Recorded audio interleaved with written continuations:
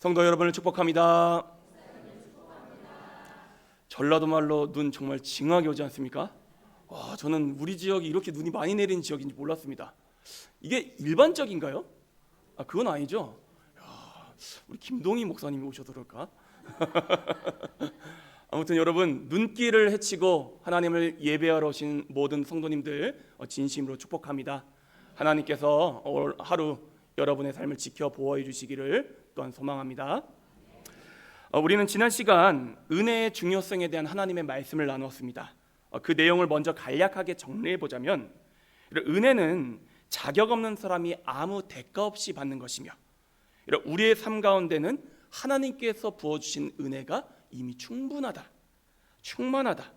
그래서 새로운 은혜를 구할 것이 아니라 어떻게 하는 게 중요하다 말씀드렸습니까? 은혜를 깨닫는 게 중요하다라고 말씀을 드렸습니다. 오늘 이 시간에는 그렇다면 어떻게 할 때 그 은혜가 우리의 삶 가운데 작용하는가에 대해 주님께서 주시는 음성을 듣고자 합니다. 바라기는 주시는 말씀을 깨닫고 그 원리대로 살아가서 하나님 아버지께서 이미 부어주신 그 은혜를 충분히 누리며 살아가는 우리 모든 성도님들 되시기를 간절히 축복합니다. 지금 제가 어깨 통증 때문에 즐기진 않지만 예전에 저는 수영하는 것을 무척 좋아했습니다. 특히 군에 있을 때 여기 3호 한마음회관 아시죠? 거기 수영장이 좋습니다. 싸요. 거기 가서 수영을 자주 했는데 많이 할 때는 하루에 1km를 넘게 제가 수영을 했었습니다. 1km를 수영하려면 25m 레일을 갖다가 40번 왔다 갔다 하면 됩니다. 대단하죠? 참고로 제일 많이 해본 게 제가 2km까지 해봤어요. 제가 몸은 이래도 물속에서는 제법 좀 날렵합니다. 근데 처음부터 이렇게 수영할 수 있었던 건 당연히 아니지요. 첫 시작할 때는 앞으로 나아가기는커녕 물에 떠 있지도 못하고 허우적거릴 뿐이었습니다. 내 생각엔 이렇게 팔을 저으면 앞으로 나아갈 것 같은데 정반대로 되니 너무 답답한 것입니다. 그래서 이유를 알고자 다른 사람들이 수영하는 모습을 유심히 살펴보았습니다.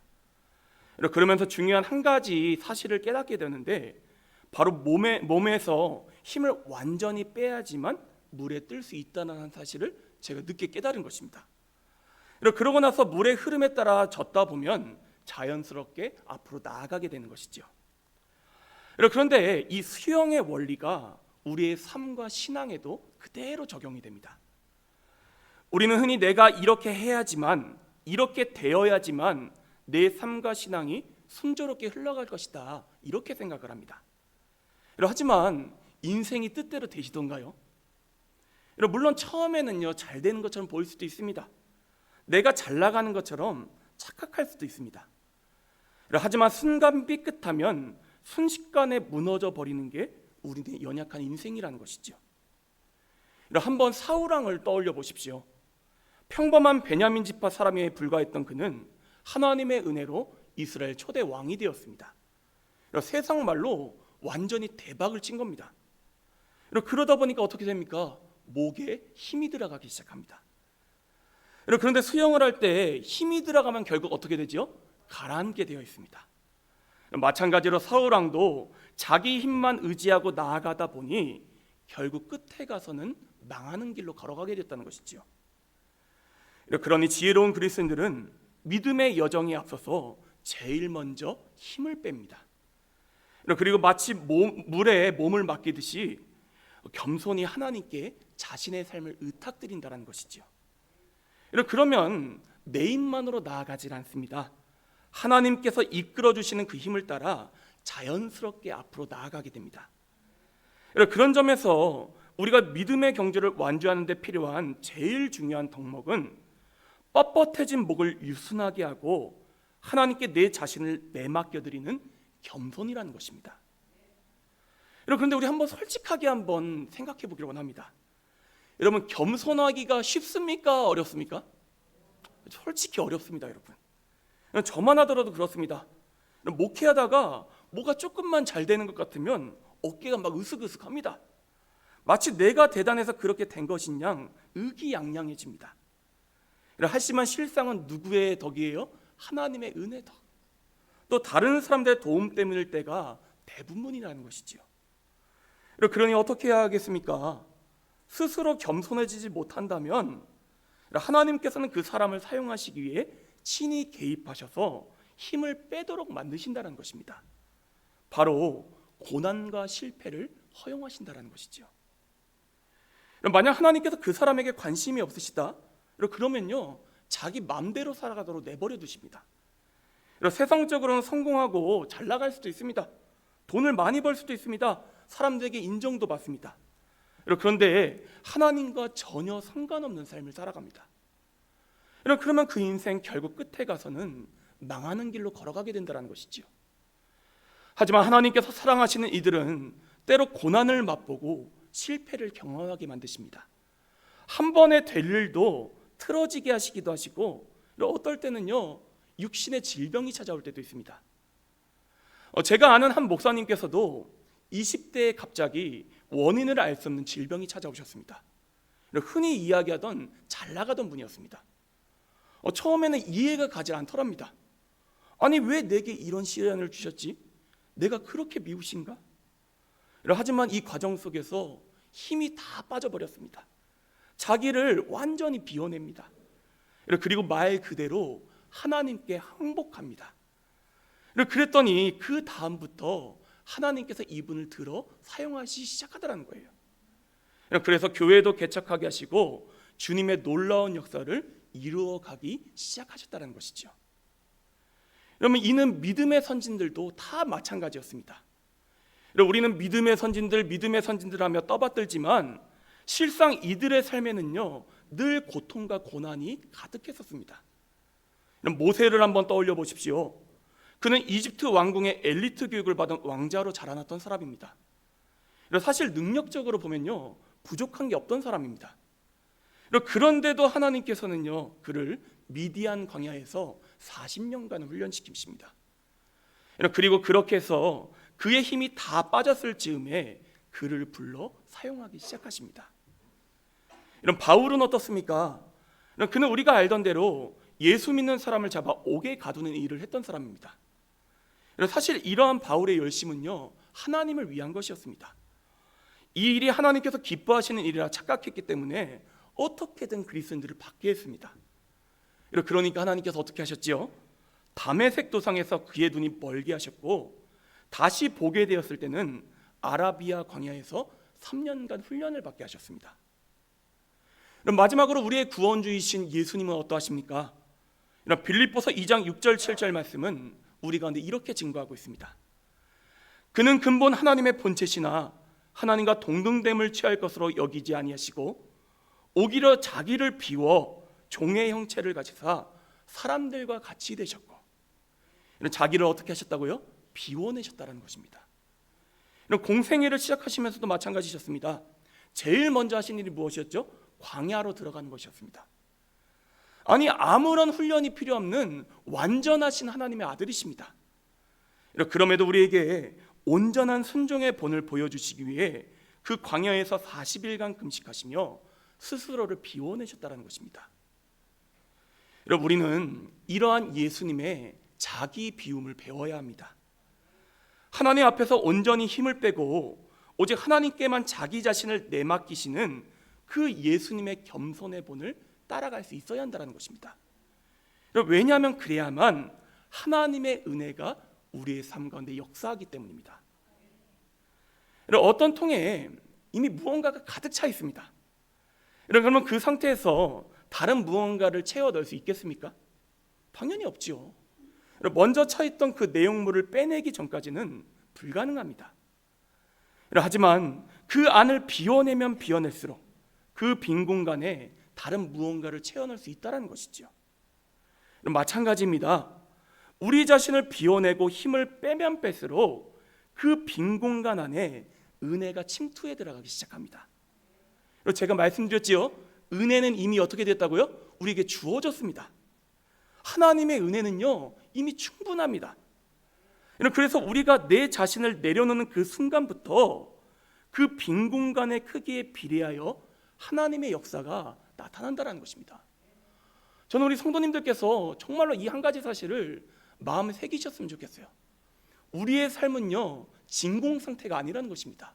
뭘로 차 있다고요? 하나님의 은혜. 문제는 무엇이에요? 내가 내 안에 너무 많이 차 있습니다.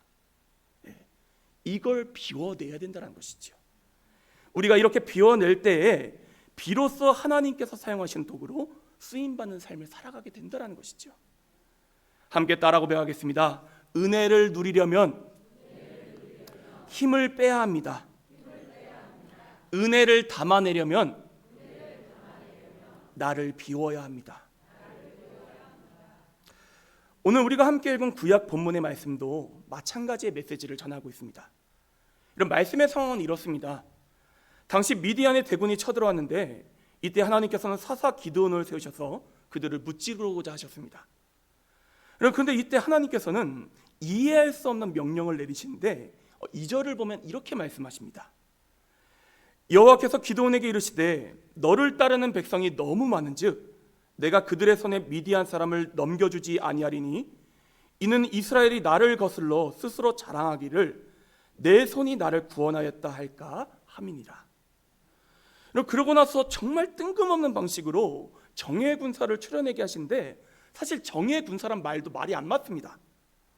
먼저 누구든지 두려웠다는 사람들은 집으로 돌아가라 이렇게 외치게 하십니다.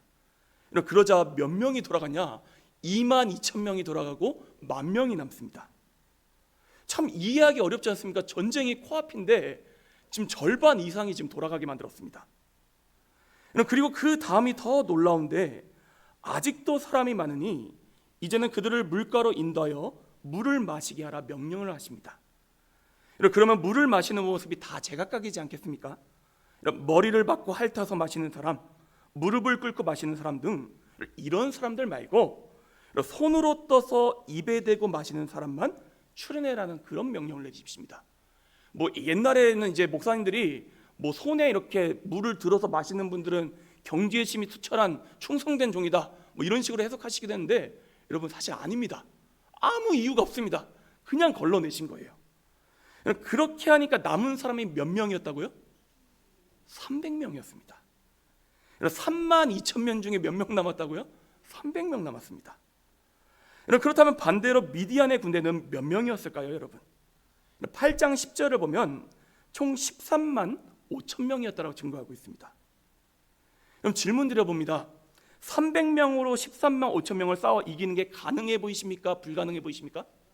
저는 솔직히 불가능해 보입니다. 하지만 하나님께서는 이 300명을 가지고 기드온으로 하여금 전투에 임하게 하셨다는 것이죠. 이 말씀의 의도는 둘 중 하나일 것입니다. 나가서 싸우다 죽으라고 하신 것이든지 아니면 하나님이 대신 싸워주시겠든지. 이 중 무엇이 정답이겠습니까? 하나님이 대신 싸워주시겠다. 실제로 하나님께서는 횃불과 나팔만으로 미디안 진영을 혼란스럽게 만드셔서 서로가 싸우도록 만드셨습니다. 그래서 진영이 완전히 와해가 되었는데 그렇게 해서 전사수가 8장 10절을 보면 총 12만 명이었다라고 우리가 증거하고 있습니다. 기적이 아니고서는 설명이 되지 않는 놀라운 모습이죠. 그렇다면 우리가 생각해 볼게 도대체 왜 이런 기적이 일어나냐라는 것입니다. 먼저는 전적인 하나님의 은혜이지요. 은혜 말고는요 이를 설명할 길이 없습니다. 그리고 또 한 가지 이 부분 또한 참으로 중요한데 단 300명만을 남기고 전쟁이 임하라는 말씀에 순종했던 기드온의 자기 비움이 있었기 때문에 하나님께서는 이 순종을 사용하셔서 놀랍게 역사해 주셨다는 것입니다. 뿐만이 아닙니다. 여러분이 만약 그 기드온의 300용사였다고 생각해 보십시오. 그 인원으로 미디안의 대군의 진영으로 간다는 게 쉬웠던 일이겠습니까? 하지만 기드온뿐만이 아니라 이들 모두는요 자신들의 의지를 내려놓습니다. 완전히 힘을 뺍니다. 그리고 하나님 원하신 대로 하시라 완전히 내맡겨 드립니다. 그랬더니 겨우 300명의 인원으로 13만 5천 명을 무찌르는 놀라운 기적이 일어났다는 것이죠. 300명이 대단한 게 아닙니다. 만약 이들이 자기 힘으로 싸우려고 했다면요 택도 없는 일이었습니다. 하지만 힘을 빼고 그분께 완전히 내맡겨 드리니 하나님께서 대신 싸워주셨다는 것이죠. 마치 이런 겁니다. 종이장 한 장은 쉽게 찢어져 버리지만 그 종이장에 물을 뿌려 철판 위에다 철석 붙여놨다고 생각해 보십시오. 그러면 무엇보다도 강력한 종이장이 됩니다. 여러분, 종이가 강한 게 아닙니다. 철판이 강한 것이고 그 철판에 붙으니 함께 강해졌다는 것이죠. 저는 오늘 기도원과 백성들이 경험했던 이 믿음의 원리가 우리 성도님들의 삶 가운데서도 이루어지기를 간절히 축복합니다. 여러분, 그래서 그들이 경험했던 하나님이 우리의 하나님이 되시고 그들이 경험했던 은혜와 기적이 바로 우리의 이야기가 되기를 간절히 소망합니다. 여러분, 그런데 그러기 위해서는 먼저 뭐를 하셔야 된다고요? 나를 내려놓아야 합니다. 나의 나됨을 포기해야 합니다. 여러분, 정확히 말하자면 내가 원하는 내가 아닌 하나님께서 원하시는 참된 나의 모습을 회복해야 한다는 것입니다. 함께 따라 고백하겠습니다. 내가 원하는 나가 아닌 하나님이 원하시는 나의 모습을 회복해야 합니다. 고백하십니까?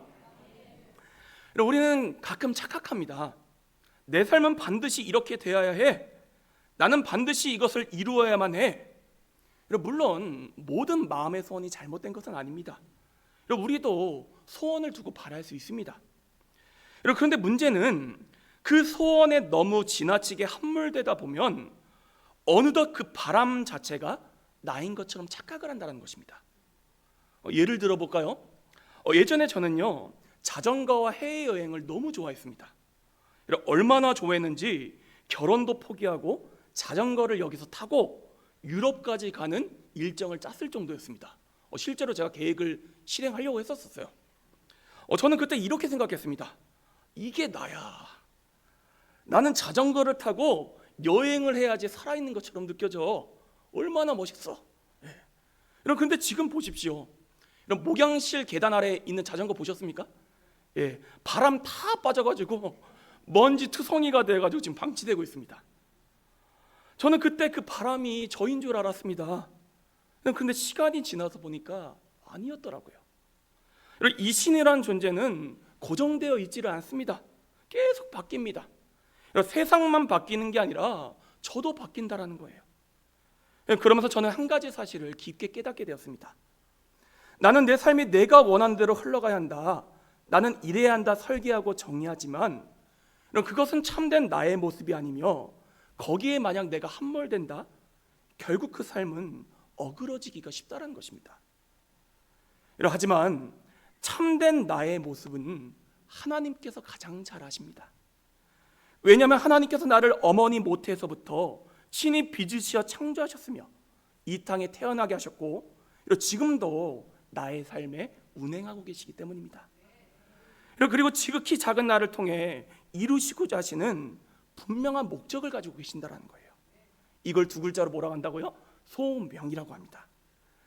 그리고 모든 사람은 그 내용이 서로 다를지언정 하나님이 주신 소명을 한 명도 빠짐없이 가지고 이 땅에 태어났다는 것입니다.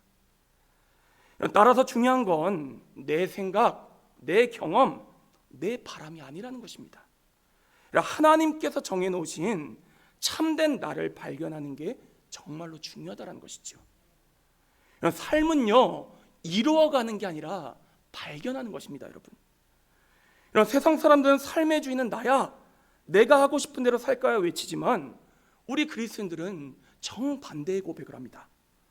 내 삶의 주인은 하나님이시오. 나는 하나님께서 원하시는 삶을 살아낼 거야. 주님, 저를 사용해 주십시오. 예전에도 한번 제가 말씀드린 적이 있었는데 제가 아주 좋아하는 영화 가운데 듄이라는 영화가 있습니다. 그 영화 대사 중 이런 말이 나옵니다. 잘 들어보십시오. 위대한 자는 지도자가 되려 하지 않고 부름에 응답한다. 성경이 아니어서 아멘 하면 좀 민망하긴 한데 그래도 다시 한번 읽어드릴게요. 위대한 자는 스스로 지도자가 되려 하지 않고 부름에 응답한다. 저는 이 말을 듣는데 정말로 그러하다라는 생각이 들었습니다. 우리가 은혜를 누리는 인생이 되기 위해서는요, 내가 스스로 무언가가 되려고 노력해서는 안 된다는 것입니다. 그러면요, 끝에 가서는 나를 자랑하게 되어 있습니다. 이런 삶에서는요, 절대로 하나님의 역사를 경험할 수가 없습니다. 아니, 은혜가 무엇입니까, 여러분? 자격 없는 사람들이 받는 하나님의 선물입니다. 만약 내 힘으로 모든 걸 다 이뤄냈다, 그 순간부터 은혜가 아니라는 것입니다. 그러나 그보다는 하나님의 부르심, 내 바람, 내 생각보다는 하나님께서 원하시는 것이 무엇인지 늘 묻고 거기에 최선을 다하며 나아가다 보면 은혜가 침투해 들어오기 시작합니다. 그래서 은혜에 푹 담기게 되고 그 은혜가 연료가 되어서 하나님께서 사용하시는 밝은 빛으로 우리의 인생이 타오르기 시작한다는 것이죠. 그러니 사랑하는 성도 여러분, 먼저 우리 자신을 내려놓을 수 있기를 간절히 축복합니다. 내가 원하는 나를 비워내시고 하나님이 원하시는 나로 우리의 심령을 채워넣을 수 있기를 간절히 축복합니다. 교회도 마찬가지입니다. 담임 목사가 원하는 교회, 성도들이 원하는 교회가 되면 안 됩니다, 여러분. 하나님이 원하시는 교회, 말씀이 그려주시는 교회가 되어야 된다는 거예요. 우리의 가정도 마찬가지입니다. 하나님께서 기뻐하시는 가정, 말씀 위에 세워진 가정이 되어야 합니다. 따라서 올 한 해 우리 교회가 하나님께 정말로 쓰임받기를 원한다면 담임 목사인 저부터 시작해서 우리 성도들 가운데 이전의 내 생각, 내 경험, 내 판단을 비워내는 전적 비움이 먼저 수반될 수 있어야 한다는 것이죠. 오늘 야고보서 말씀은 우리에게 이렇게 선포하고 있습니다. 5절입니다. 너희는 하나님이 우리 속에 거하게 하신 성령이 시기하기까지 사모한다 하신 말씀을 헛된 줄로 생각하느냐. 상당히 난해한 표현이지 않습니까? 쉽게 풀어보자면 이런 뜻입니다.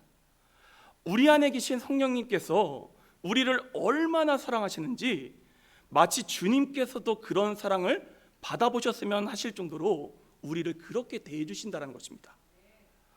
저는 이 말씀이 아이들을 키우면서 많이 와닿게 되는데, 아이들 어렸을 때 어떻습니까? 목욕 시켜주고 옷 갈아입혀주고 재워주고 때 되면 밥 먹여주고 화장실 무섭다고 하면 따라가지고 냄새도 맡고.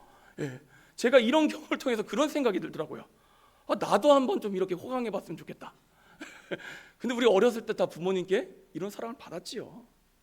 그 정도로 부모의 사랑이 크다라는 것입니다.